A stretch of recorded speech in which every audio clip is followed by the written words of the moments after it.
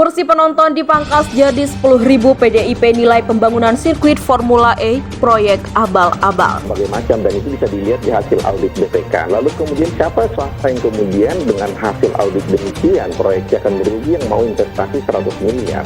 Karena semua terlihat masih di atas kertas, belum kemudian muncul siapa swastanya, berapa banyak sumbangannya, dan kemudian dikatakan banyak yang sudah niat untuk masuk, proposal masuk. Siapa proposal yang sudah masuk? Semua kan kita perlu detail dong ya. Lalu kemudian kita melihat bahwa ini kemungkinan besar akan muncul dari Pemprov sendiri dalam bentuk CSR yang tentunya tidak melalui DPRD. Itu dugaan kita. Yang berikut kita melihat bahwa 1,4 triliun itu hanyalah sekedar proyeksi. Kemudian keuntungan berapa begitu? Karena hasil perkiraan kita ini malah merugi. Lalu kita melihat dengan proyeksi 60.000 penonton yang kelas mana? Kelas menengah, kelas bawah, kelas atas. Tempat khusus yang akan dibuka ruang kepada mereka yang mau sponsorship. Nah, optimis kita dalam hidup, baik dalam hidup maupun dalam proses pekerjaan, apalagi sekarang adalah kegiatan Formula E sendiri, adalah kita harus punya optimis yang besar. Karena ini adalah event yang semua negara juga pengen dalam situasi pandemik, di semua negara juga dalam situasi pandemik. Pak Gilbert boleh lihat, nonton kemarin di acara Formula One di Abu Dhabi, segitu banyaknya orang dalam kondisi pandemik yang sesuai aturan mereka masuk undangan ke dalam tribun itu melalui mekanisme sama kayak di kita di Indonesia melalui Peduli Lindungi. Formula E yang berminat adalah kelompok masyarakat kelas menengah dan ke atas. Berapa banyak kelas menengah dan ke atas yang kemudian akan datang ke Ancol menonton. Lalu kemudian berapa harga tiket? Kalau kita melihat dari hal pelaksanaan, tentu perencanaannya harus matang. Karena ini kan sudah tinggal 6 bulan.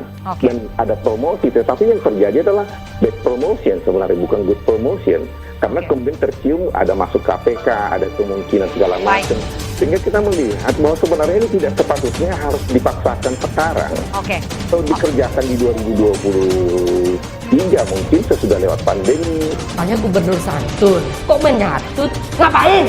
Lebih parah lagi, Pak Anies, ogah tuh ngejelasin perihal nyatut-nyatut itu. Ditanya nih sama wartawan, malah jawabnya yang lain. Malah muji Komisi Pengawas Pengarah Pembangunan Kawasan Medan Merdeka yang kata doi udah ngasih izin balapan di Monas. Katanya Gubernur santun, kok ditanya A, jawabnya su. Tapi soalnya tut and jawab pertanyaan wartawan tadi, ada yang ngebelain. Izin Ketua, atau tunda lagi Ketua. Karena ini adalah hak bertanya kami sebagai wakil rakyat, sebagai perwakilan rakyat Ketua, atas program-program dari Pemprov yang sudah ada temuan BPK-nya dan juga pemborosan. Juga ini ada tentang balapan Formula E. Balapan nggak bikin kenyang, Ketua. Sudah disepakati, disetujui, dan menjadi bahasan yang panjang, yang lama, dan sudah disepakati bersama oleh Pemprov DKI dan juga legislatif. Adapun kegiatan hari ini yang mungkin banyak yang sebut dengan ilegal, tentu pendapat kami fraksi PAN adalah yang satu menganggap ini legal, yang satu menganggap ini ilegal. Kami dari 7 fraksi akan melaporkan ke BK. Nah, tetapi kalau Formula E, saya aja baru tahu ketika Pemprov DKI mau menggelar aja Formula E.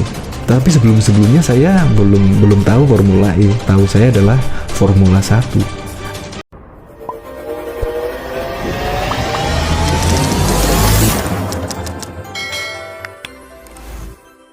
Fraksi PDIP menilai pembangunan sirkuit Formula E merupakan proyek abal-abal. Hal ini dikarenakan dipangkasnya jumlah target kursi penonton yang sebelumnya 50.000 menjadi 10.000 kursi penonton. Iya, itu proyek abal-abal dong.